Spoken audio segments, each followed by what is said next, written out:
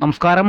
ആരോഗ്യമേഖലയിൽ കേരളം മറ്റു സംസ്ഥാനങ്ങളെ അപേക്ഷിച്ച് ഒന്നാമതാണെന്ന് പറയുമ്പോൾ പോലും ഗവൺമെന്റ് മെഡിക്കൽ കോളേജ് ആസ്പത്രിയിൽ ശസ്ത്രക്രിയാ ഉപകരണങ്ങൾ ഇല്ലാത്തതിനാൽ ശസ്ത്രക്രിയകൾ നിരന്തരം മാറ്റിവെക്കാറുണ്ടെന്ന് യൂറോളജി വിഭാഗത്തിന്റെ മേധാവിയായിട്ടുള്ള ഡോക്ടർ ഹാരിസ് ഹസന്റെ വെളിപ്പെടുത്തലുകൾ. സൂപ്രണ്ട് മുതൽ മന്ത്രി വീണ ജോർജിന്റെ ഓഫീസ് വരെ ഈ വിവരം അറിയിച്ചിട്ടുണ്ടെങ്കിലും നടപടി ഉണ്ടായിട്ടില്ലെന്നും ഡോക്ടർ ഹാരിസ് പറഞ്ഞു. ഇക്കാര്യത്തിൽ ലജ്ജയും നിരാശയുമുണ്ടെന്ന് ബ്യൂറോക്രസിയോട് ഏറ്റുമുട്ടാനിൽ നിന്നും പിരിച്ചുവിട്ടോട്ടെ എന്നും ഹാരിസ് സാമൂഹ്യ മാധ്യമങ്ങളിൽ തുറന്നടിക്കുന്നു. വ്യാഴാഴ്ച ഇന്നലെയുമായി പങ്കുവച്ച വിവരങ്ങൾ വിവാദമായതോടെ ഡോക്ടർ ഹാരിസ് പോസ്റ്റുകൾ പിൻവലിച്ചു.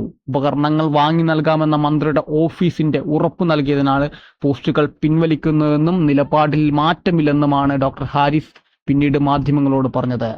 വ്യാഴാഴ്ച 4 ശസ്ത്രക്രിയകൾ 3 മാറ്റിവെച്ചതായും ഹാരിസ് പറഞ്ഞു. എന്നാൽ ഒരു ശസ്ത്രക്രിയ മാത്രമാണ് മാറ്റിയതെന്നായിരുന്നു മെഡിക്കൽ വിദ്യാഭ്യാസ ഡയറക്ടറുടെ അവകാശവാദം.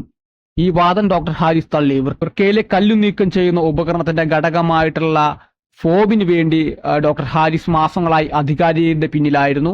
സ്വകാര്യ ആസ്പത്രികളിലൊന്നും പോകാൻ സാമ്പത്തിക ശേഷിയില്ലാത്ത 100 കണക്കിന് ജനങ്ങളാണ് തിരുവനന്തപുരം ഗവൺമെന്റ് മെഡിക്കൽ കോളേജിൽ അഭയം തേടുന്നത്. തീവ്രമായ വേദനയോടെ ഗുരുതരമായ വൃക്ക രോഗങ്ങൾ അവശരായ ഒട്ടേറെ സാധാരണ ജനങ്ങൾ ചികിത്സയ്ക്കായി ഒരു വശത്ത്, എതിർവശത്ത് ഉപകരണങ്ങളുടെ ക്ഷാമം, അത് പരിഹരിക്കാൻ താല്പര്യമില്ലാത്ത ഉദ്യോഗസ്ഥർ, നിയമങ്ങളുടെ നൂലാമാലകൾ, 1 രൂപ പോലും പർച്ചേസിംഗ് പവർ ഇല്ലാത്ത വകുപ്പ് മേധാവി ഓഫീസുകൾ കയറിയിറങ്ങി ചെരുപ്പ് തേഞ്ഞു. രാഷ്ട്രീയക്കാരുടെയും ഉദ്യോഗസ്ഥരോടും അപേക്ഷിച്ചിട്ടും സാഹചര്യങ്ങൾ വിശദീകരിച്ചും മടുത്തു.